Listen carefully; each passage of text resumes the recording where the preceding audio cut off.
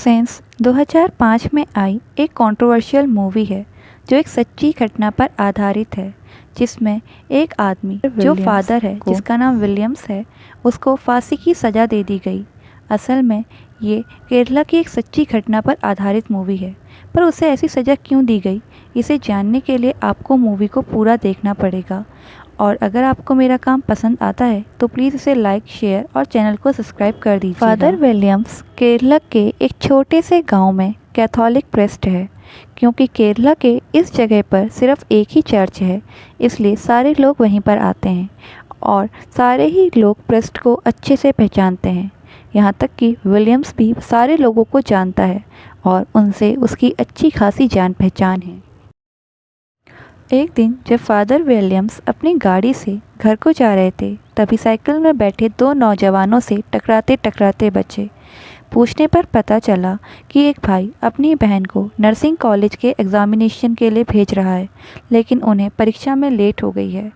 इसलिए father Williams उसकी बहन को अपनी गाड़ी में बैठा लेते हैं और पूछने पर पता चलता है कि लड़की का नाम रोज़ मैरी है, जो पढ़ने में काफ़ी होनहार है। अब मैरी का रिज़ल्ट आ जाता है और उसने वो एग्ज़ाम क्लियर कर लिया है, जिसके लिए वो थैंक यू बोलने के लिए फादर विलियम्स के पास जाती है। आखिरकार उसी ने उन्हें अपनी गाड़ी में बैठा के एग्ज़ामिनेशन सेंटर छोड़ा था, वरना तो शायद वो परीक्षा दे ही नहीं पाती। और इसी के लिए थैंक यू कहने के लिए वो उनके पास आई थी और साथ में अपनी माँ का बना हुआ खाना भी लेके आई थी, जिसमें इडली उसने खुद ही बनाया था। फादर विलियम्स इसके लिए बहुत खुश होते हैं और उसे हमेशा ब्लेस्ड रहने का आशीर्वाद देते हैं और साथ ही उन्हें उसकी बनाई हुई इडली भी बहुत ज़्यादा पसंद आती है। क्योंकि अभी मैरी का कॉलेज खुलने में कुछ टाइम था, इसलिए फादर विलियम्स उससे कहते हैं कि तब तक वो उसके लिए आके खाना बना दे और मैरी भी ऐसा ही करती है। वो सुबह या शाम जब भी उसे टाइम मिले वो फादर के लिए आके खाना बना देती थी। मैरी को समझ में आता है कि फादर विलियम्स शायद उसे पसंद करते हैं, वो उनकी आंखों में चाहत को देख सकती थी। और मैरी को भी फादर विलियम्स के साथ समय बिताना बहुत पसंद था। हालांकि वो दोनों ही जानते थे कि इसका रिज़ल्ट अच्छा नहीं आएगा, लेकिन फिर भी वो दोनों एक दूसरे का साथ रहना कम नहीं करते और ऐसे ही समय बीत जाता है। फिर एक दिन रोज़मेरी उनसे ड्राइविंग सीखने के लिए कहती है और वो दोनों ड्राइविंग सीखने लग जाते हैं। ड्राइविंग सीखते वक्त जब वो गाड़ी चला रही थी, तब गाड़ी एक गड्ढे में आके फंस जाती है और उसको निकालने के लिए उन्हें बहुत ज़्यादा मशक्क़त करनी पड़ती है। हालांकि जैसे तैसे कर वो गाड़ी तो गड्ढे से निकाल देते हैं, लेकिन उन दोनों के कपड़े पूरी तरीके से ख़राब हो जाते हैं और मैरी ख़राब कपड़ों में घर नहीं जा सकती। वो क्या बताएगी कि कपड़े कैसे ख़राब हुए। इसके लिए फादर विलियम्स उसे अपने घर चलने के लिए कहते हैं, जहाँ वो अपने कपड़े सुखा सकती थी और मैरी भी मान जाती है। जब फादर मैरी को कपड़े सुखाते हुए देखते हैं तो वो अपने ऊपर कंट्रोल नहीं कर पाते। हालांकि जब वो प्रीस्ट बनने वाले थे तो उन्होंने अपनी सारी कामनाओं को भगवान के लिए छोड़ दिया था, लेकिन मैरी को ऐसा देखकर शायद वो मार्ग भ्रमित हो जाते हैं। और क्योंकि मैरी भी फादर को पसंद करती है, इसलिए वो भी उन्हें नहीं रोकती और वो दोनों जाने अनजाने एक बहुत बड़ी गलती कर देते हैं, जिसके परिणाम बहुत भयानक थे। अगले दिन ही विलियम्स को इस बात का ख्याल आ जाता है और इसीलिए वो दूसरे चर्च जाके अपना गुनाह कन्फेस कर देते हैं। लेकिन अब वो मैरी से प्यार करते थे और इसलिए वो मैरी को नहीं छोड़ सकते थे और उनकी ये गलतियाँ अब धीरे धीरे करके बढ़ने लगी। अब एक दिन जॉय, मैरी का भाई, उनके घर आया और फादर उस टाइम पर शहर को जा रहे थे। जॉय उनके पीछे पीछे अपनी साइकिल में आ रहा था। हालांकि फादर ने ये चीज़ नोटिस कर ली थी, पर उन्हें डर था कि शायद जॉय को उनके और मैरी के अफेयर के बारे में पता चल गया है और इसीलिए वो उसे अवॉइड कर रहे थे और ड्राइवर से कहते हैं कि वो गाड़ी को चलाता जाए। लेकिन जब बहुत देर होने के बाद भी जॉय उनका पीछा नहीं छोड़ता तो आखिरकार थक हार कर उन्हें गाड़ी को रोकना ही पड़ता है।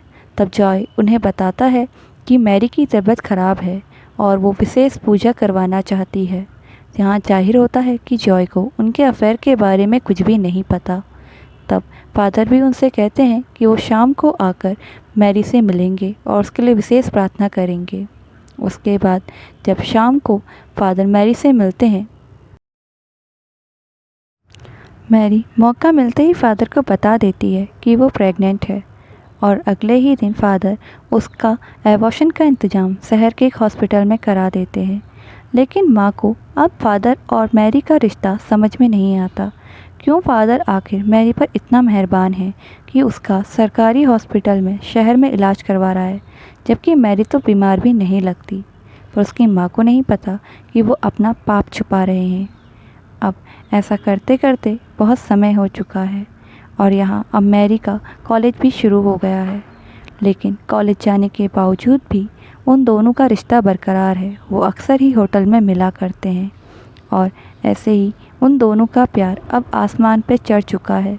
देखते देखते 4 साल हो गए और फादर ने मैरी की नौकरी अपने रिकमेंडेशन पर एक मिशनरी चर्च में लगवा दी।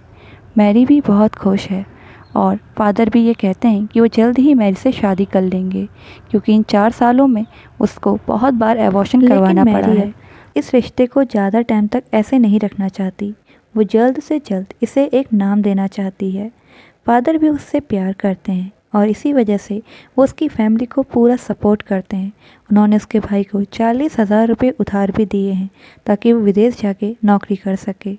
और अब उनकी फैमिली को भी क्लियर है कि मैरी और फादर का कुछ तो चक्कर है और यही कारण है कि अब वो उनके सामने भी फादर से अपना रिश्ता निभा लेती है। और कहीं ना कहीं ये बात भी सच है कि उसके घर वालों ने इस रिश्ते को स्वीकृति दे दी है। वहीं समाज अब मैरी को ताने मारता है, उसे चरित्रहीन कहता है और इसी वजह से जब भी मैरी फादर से मिलती तो वो उनसे शादी के लिए दबाव डालती। पर फादर विलियम्स ऐसा नहीं करना चाहते, क्योंकि अगर उन्होंने ऐसा किया तो उन्हें जो भी सुख सुविधाएं एज अ प्रेस्ट मिलती हैं वो सब उनसे छीन ली जाएगी और फिर उसे कोई मामूली छोटी नौकरी करनी पड़ेगी या वो शायद बेरोजगार ही रह जाए। और इसी वजह से वो इस शादी को टालता जा रहा है। लेकिन अगर सच में वो मैरी से प्यार करते हैं तो उन्हें डर किस बात का। मैरी तो उनके साथ हर हालात में रहने के लिए तैयार है। उसे सुख सुविधाएं नहीं चाहिए, उसे सिर्फ अब विलियम्स का साथ चाहिए। और फिर एक दिन फादर विलियम्स ने मैरी को मिलने के लिए बुलाया और बताया कि उसका प्रमोशन होने वाला है और उसे पेरिस में मेन प्रेस्ट का दर्जा मिलेगा, यानी कि उसको मैरी से शादी नहीं करनी है। इसका ये भी सीधा मतलब निकलता है कि आज तक वो सिर्फ मैरी को धोखा दे रहा था, वो मैरी का फ़ायदा उठा रहा था और अब मैरी भी ये सारी बातें जान चुकी है। लेकिन वो कुछ कर नहीं सकती, क्योंकि फादर ने उसके ऊपर बहुत उपकार किए हैं, उसको पढ़ाया है, उसके भाई की नौकरी लगाई है और यही कारण है कि ये जानते हुए भी कि सिर्फ उसका फ़ायदा उठाया जा रहा है वो चुप है। और फादर को भी मैरी चाहिए, लेकिन सिर्फ इस तरीके से कि मैरी उसकी हो भी और समाज में उसकी इज्जत भी बनी रहे, क्योंकि वो एक फादर है और उसके काम के लिए ये सारी चीज़ें सही नहीं हैं। ऐसे उसका रुतबा ख़राब हो जाएगा। इसीलिए वो मैरी को एक दिन बुलाता है और अपने ही पसंद किए हुए एक लड़के से मैरी की शादी करवा देता है। असल में यह लड़का मुंबई में सिर्फ नाम के लिए ही मैरी का पति है और बाकी पूरा हक फादर के पास ही रहेगा। ये सिर्फ समाज को एक जवाब देने भर की फर्स्ट नाइट मैरी की अपने पति ग्राहम के साथ ना होके फादर विलियम्स के साथ मिलती है और ये सिर्फ इसलिए था ताकि फादर विलियम्स को बता सके कि वो मैरी का सिर्फ नाम का पति है, हक पूरा फादर विलियम्स के पास ही है। लेकिन अब मैरी को फादर विलियम्स का प्यार पसंद नहीं आता। वो उसके लिए एक घृणा मात्र की चीज़ रह गया है जिसके साथ वो मजबूरी में बच चुकी है। उधर ग्राहम मैरी से प्यार करता है। वो सिर्फ उसकी नाम का पति बनके नहीं रहना चाहता, वो चाहता है कि मैरी उसके साथ मुंबई चले। पर वो फादर से डरता है क्योंकि फादर मैरी के लिए कुछ भी कर सकता है और ये बात ग्राहम को भी अच्छे से पता है। और यहाँ तक कि विलियम्स अब मैरी को भी डरा धमका के रखने लगा है। उसने उसको अच्छे से समझा दिया है कि बगावत के नतीजे क्या होंगे। पर वहीं ग्राहम मैरी से घर के बाहर मिलता है क्योंकि वो उसके घर नहीं जा सकता। वहाँ फादर ने अपने लोग लगा रखे हैं जो उसे पूरी सूचना देते हैं कि घर में कौन आया था और कौन गया। इसीलिए ग्राहम अपने कज़न के घर में मैरी से मिलता है, लेकिन न जाने कैसे ये बात फादर को पता चल गई। इस बात से गुस्साए हुए फादर ने मैरी को बहुत मारा, बहुत प्रताड़ित किया और लास्ट में अपने क्रॉस को आग में जलाकर मैरी की हथेली पर रख दिया और उससे उसके पूरे हाथ में घाव बन गए। ग्राहम भी इस बात से बहुत दुखी है। वो मैरी को प्यार करता है और वो उसे ऐसी हालत में नहीं देख सकता। वो उसे मुंबई ले जाना चाहता है क्योंकि वहाँ फादर विलियम्स का उस पर कोई असर नहीं होगा और वो अपनी ज़िंदगी आसानी से जी पाएंगे। यहाँ मैरी को भी असली प्यार की वैल्यू समझ में आ रही है। असली प्यार क्या होता है वो ग्राहम के साथ रह के सीख रही है, जो उसे इक्वली इम्पोर्टेंस देता है, उसे कोई सामान नहीं समझता, उस पर अपना हक नहीं जमाता।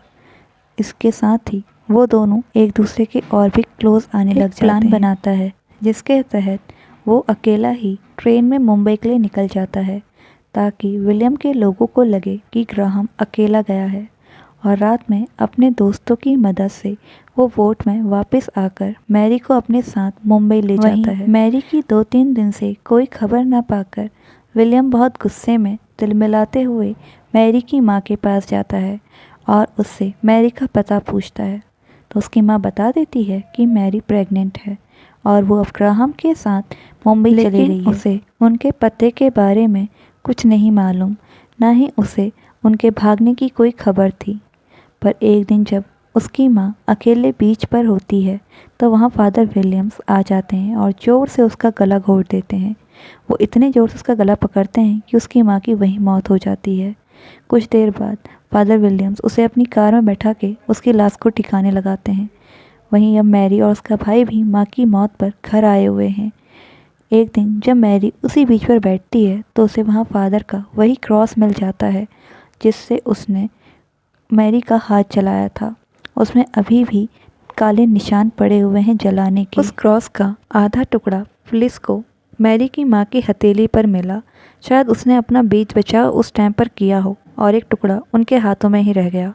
फिर एक बच्चे ने भी गवाही दी कि उस जगह पर उस दिन उसने फादर की गाड़ी को देखा था, लेकिन बच्चे की गवाही पर ज़्यादा ध्यान नहीं दिया जा सकता। लेकिन फादर इन सब के बावजूद भी अपनी हरकतों से बाज नहीं आया है और इससे परेशान होकर मैरी ने फादर के खिलाफ रिपोर्ट लिखवा दी। पर पुलिस वाले जानते हैं कि फादर खतरनाक आदमी है, इसलिए उन्होंने मैरी को एक प्रोटेक्शन देने की बात करी जिसमें एक पुलिस कांस्टेबल होगा और एक वहीं महिला बॉडीगार्ड भी उसको दी गई।